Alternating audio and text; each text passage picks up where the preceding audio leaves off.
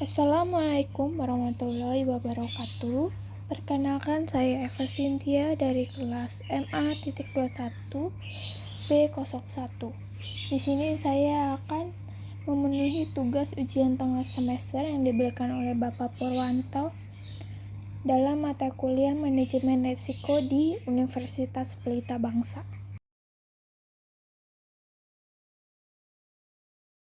Di sini saya akan menjelaskan tentang prinsip-prinsip manajemen risiko. Yang pertama ada terintegrasi. Nah, manajemen risiko merupakan bagian keseluruhan dari semua kegiatan organisasi. Hal ini sangat masuk akal untuk dijadikan sebuah persyaratan agar dapat mendukung pencapaian tujuan peningkatan kinerja dan mendorong inovasi. Prinsip kedua yaitu terstruktur dan komprehensif. Terstruktur dan komprehensif yang dimaksud dalam manajemen risiko yaitu berkontribusi pada hasil yang konsisten dan dapat dibandingkan. Nah, prinsip ini tidak terbatas pada risiko dalam organisasi saja, tetapi juga termasuk pada risiko yang dibawa organisasi yang berhubungan dengan organisasi. Prinsip ketiga yaitu dapat disesuaikan. Kerangka kerja dan proses manajemen risiko dapat disesuaikan dengan proporsi konteks eksternal dan internal organisasi terkait dengan tujuannya, kebutuhan organisasi, serta risiko yang harus dikelola organisasi untuk mencapai sasarannya harus disesuaikan baik saat ini maupun di masa yang akan mendatang. Prinsip yang keempat yaitu inklusif. Keterlibatan pemangku kepentingan yang tepat dan waktu juga tepat memungkinkan pengetahuan, pandangan, dan persepsi mereka dipertimbangkan. Ini menghasilkan peningkatan kesadaran dan manajemen informasi. Nah, keterlibatan ini diperlukan agar mereka berkontribusi dalam proses komunikasi dan konsultasi, pemantauan, serta peninjauan. Prinsip yang kelima yaitu dinamis. Risiko yang muncul dapat berubah dan menghilang mengikuti konteks eksternal dan internal organisasi yang berubah. Manajemen risiko ini mengantisipasi, mendeteksi, mengakui, dan merespon perubahan serta peristiwa tersebut secara tepat dan waktu yang tepat. Prinsip keenam yaitu informasi terbaik yang tersedia. Nah, seluruh data untuk manajemen risiko ini didasarkan pada informasi sebelumnya dan saat ini. Juga harapan di masa depan. Informasi yang baik harus tepat waktu, jelas, dan tersedia untuk diberikan kepada pemegang kepentingan yang berkaitan. Yang paling sederhana sih dari prinsip ini adalah bagaimana kemungkinan manajemen risiko dapat ditunjukkan untuk menciptakan nilai jika kita ada dalam konteks organisasi tidak mampu menjelaskan apa yang menjadi nilai yang ingin diraih. Prinsip yang ketujuh yaitu faktor manusia dan budaya. Perilaku dan budaya manusia sangat mempengaruhi di setiap tingkatan manajemen risiko. Baik manusia dan budaya, keduanya merupakan faktor yang saling berkaitan dan sama-sama penting.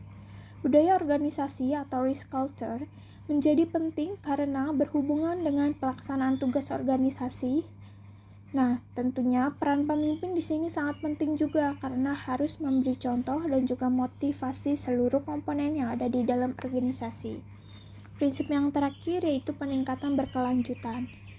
Prinsip ini meningkatkan efektivitas kerja dari manajemen risiko. Perbaikan yang dilakukan secara berkelanjutan ini menjadi siklus berkesinambungan dengan menggunakan metode plan, do, check, action. Nah, jadi pada intinya prinsip manajemen risiko ini merupakan sesuatu yang harus dipertimbangkan ketika menyiapkan rencana kerja dan menjadi fondasi bagi pengelolaan risiko pada suatu perusahaan. Yang selanjutnya yaitu kerangka kerja manajemen risiko. Nah, kerangka kerja merupakan landasan pengaturan sistem manajemen risiko secara struktur dan sistematis yang berfungsi untuk membantu organisasi dalam mengintegrasikan manajemen risiko ke dalam aktivitas dan fungsi organisasi secara signifikan. Nah, jika melihat dari gambar kerangka kerja manajemen risiko ini, terdapat beberapa unsur. Yang pertama ada kepemimpinan dan komitmen, yang merupakan komponen fokus penting dalam kerangka kerja manajemen risiko.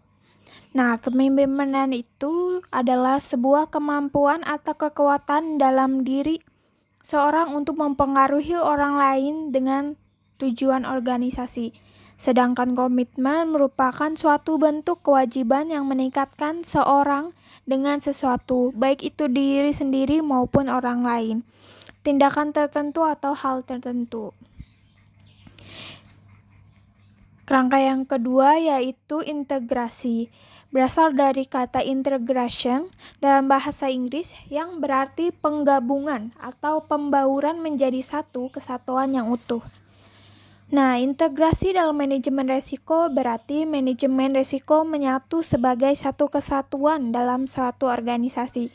Sehingga integrasi pada kerangka kerja ini bermakna bahwa manajemen risiko menjadi bagian dan tidak bisa terpisahkan atau menyatu dalam tujuan, tata kelola, kepemimpinan dan komitmen, serta strategi sasaran dan operasi organisasi.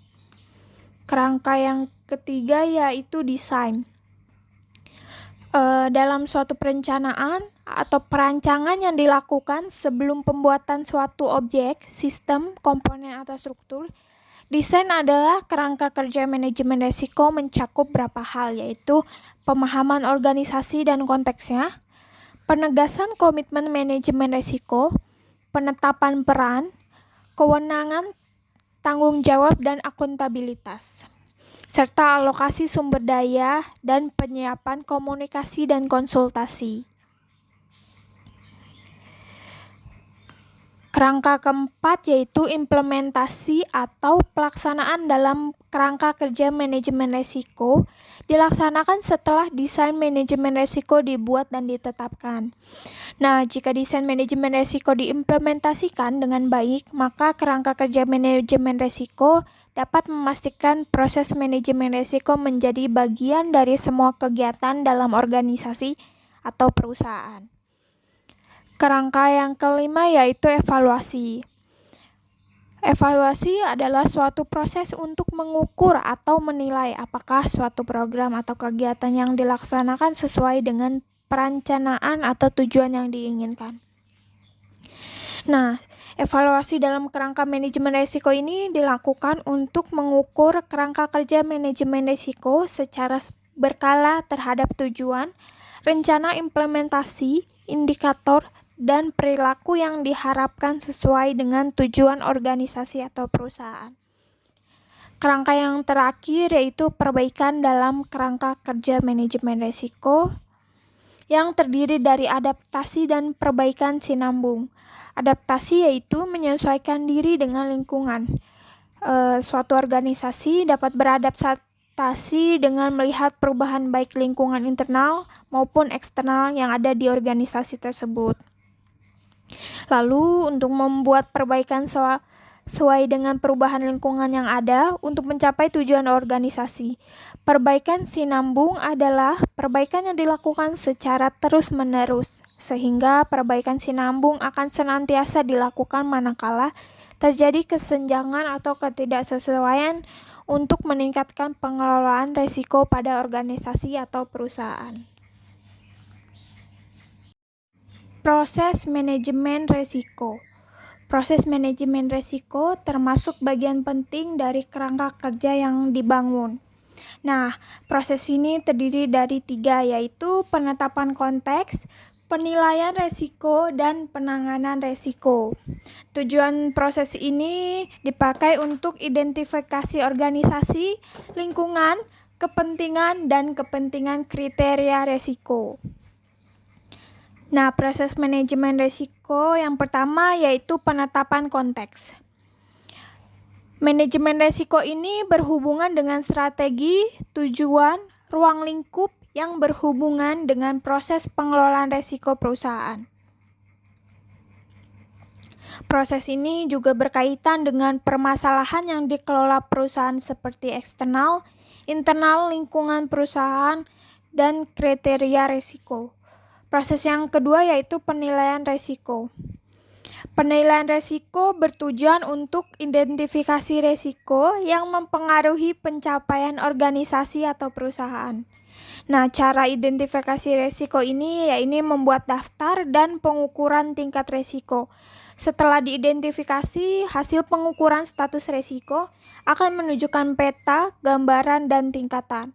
Nah, tahap ini ditunjukkan untuk membandingkan hasil analisis resiko dan kriteria yang sudah ditentukan untuk dasar penerapan penanganan. Proses yang ketiga yaitu penanganan resiko. Penanganan resiko merupakan proses perencanaan resiko untuk mendapatkan penanganan dan solusi yang efektif. Tujuan penanganan resiko ini untuk mengurangi dampak resiko pada pihak ketiga dan menerima resiko. Pengertian resiko yaitu ada dua menurut ISO 3100 dan COSO 2017. Menurut ISO 3100, resiko adalah ketidakpastian yang akan berdampak pada sasaran kerja. Sedangkan menurut COSO 2017, resiko yaitu kejadian yang berdampak pada tujuan perusahaan. Sedangkan pengertian manajemen resiko yaitu aktivitas yang terkoordinir untuk mengendalikan organisasi kaitannya dalam resiko. Jadi pengertian resiko itu ada dua versi. Nah, yang ISO 3100 ini menurut versi yang belum terjadi. Sedangkan versi yang sudah terjadinya itu yaitu pengertian resiko menurut COSO 2017.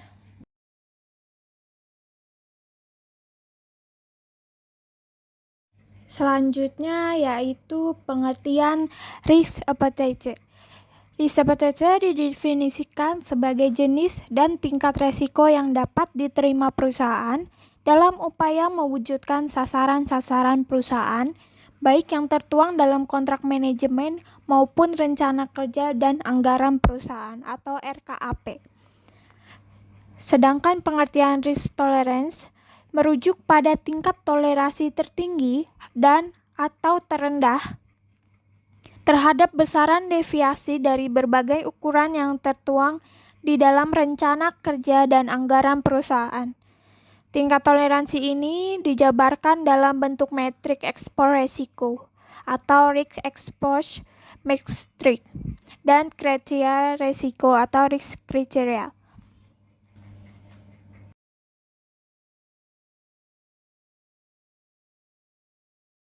Selanjutnya yaitu pengertian Key Risk Management. Apa sih yang dimaksud Key Risk Management? Key Risk Management ini yaitu metrik kuantitatif yang ditentukan oleh perusahaan untuk memberikan sinyal awal tentang peningkatan eksposur risiko yang menandakan pentingnya suatu tindakan.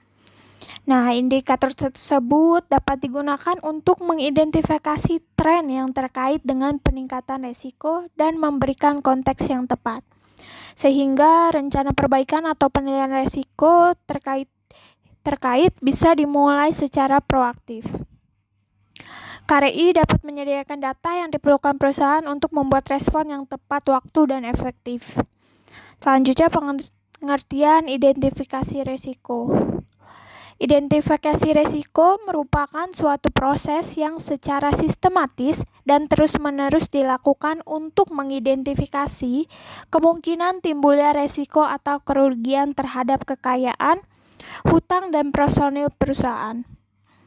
Proses identifikasi risiko ini mungkin adalah proses yang terpenting karena dari proses inilah semua risiko yang ada atau yang mungkin terjadi pada suatu proyek harus diidentifikasi.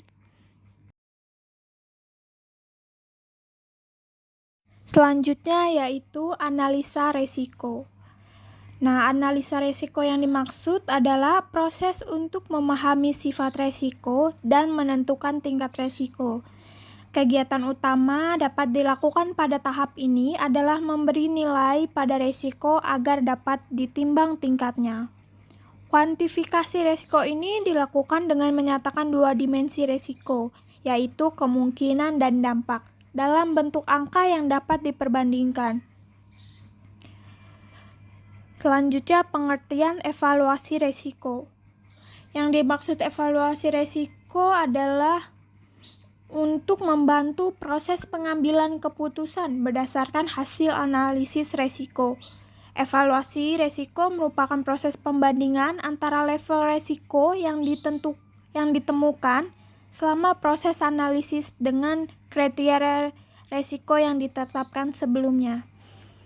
Proses evaluasi resiko ini akan menentukan resiko-resiko mana yang memerlukan perlakuan dan bagaimana prioritas perlakuan atas resiko-resiko tersebut dengan mengacu pada kriteria resiko. Dengan kata lain, hasil dari evaluasi resiko ini menunjukkan peringkat resiko yang memerlukan penanganan atau mitigasi lebih lanjut dengan mengacu pada tingkat resiko yang dapat diterima. Selanjutnya yaitu pengendalian resiko. Nah, apa sih itu pengendalian resiko? Jadi, pengendalian resiko ini merupakan tahapan terakhir yang harus seseorang atau perusahaan lakukan setelah mereka mengetahui resiko yang akan dihadapi dan menganalisis resiko tersebut. Nah, disinilah letak asuransi bekerja untuk membantu seseorang atau perusahaan mengantisipasi resiko yang akan dihadapi. Selanjutnya, mitigasi resiko. Mitigasi resiko merupakan tindak terencana dan berkelanjutan yang dilakukan oleh pemilik resiko agar mengurangi dampak dari suatu kejadian yang berpotensi atau telah merugikan, atau juga membahayakan pemilik resiko tersebut. Selanjutnya, inherent risk. Inherent risk merupakan resiko salah saji pada suatu saldo atau akun atau golongan transaksi dengan asumsi tidak terdapat pengendalian. Sementara control risk merupakan risiko salah saji material yang tidak dapat dicegah oleh internal control entitas. Resiko residual yaitu tingkat eksposur resiko yang tersisa setelah menerapkan kontrol yang direkomendasikan. Nah, proses perhitungan resiko residual ini mirip dengan metodologi penilaian yang dijelaskan sebelumnya untuk menghitung eksposur resiko yang diberikan oleh kontrol kompensasi yang ada. Kerangka COSO RM adalah salah satu dari dua standar manajemen risiko yang diterima secara luas, yang digunakan organisasi untuk membantu mengelola risiko dalam landscape bisnis yang semakin fluktuatif dan tidak dapat diprediksi. COSO yang merupakan kependekan dari Committee of Sponsoring Organization of the Tradeway Commission, pada awalnya didirikan pada 5 asosiasi dan institut akuntansi utama di Amerika Serikat pada pertengahan 1980-an. Sebagai bagian dari National Commission on Fraudulent Financial Reporting, komite ini kemudian dikenal sebagai Komisi Tradeway untuk menghormati ketua pertama atau pendirinya James C. Tradeway. Misi awal COSO adalah mempelajari pelaporan keuangan dan mengembangkan rekomendasi untuk pencegahan kecurangan. Selanjutnya, kerangka kerja menurut ISO 3100. Nah, di sini kan ada gambarnya. Jika melihat dari gambar, kerangka kerja manajemen risiko pada ISO 3100 ini di tengah terdapat kepemimpinan dan komitmen. Sedangkan dalam lingkaran seperti sebuah siklus terdapat integrasi, desain, implementasi, evaluasi, dan perbaikan. Kepemimpinan dan komitmen yang berada di tengah berarti menjadi pusat atau fokus sebagai landasan utama yang mampu menggerakkan siklus atau putaran di sekelilingnya, yang terdiri dari integrasi, desain, implementasi, evaluasi, dan perbaikan. Sebagai suatu siklus seperti lingkaran, komponen-komponen integrasi, desain, implementasi, evaluasi, dan perbaikan akan selalu berhubungan untuk mencapai tujuan organisasi yang disesuaikan.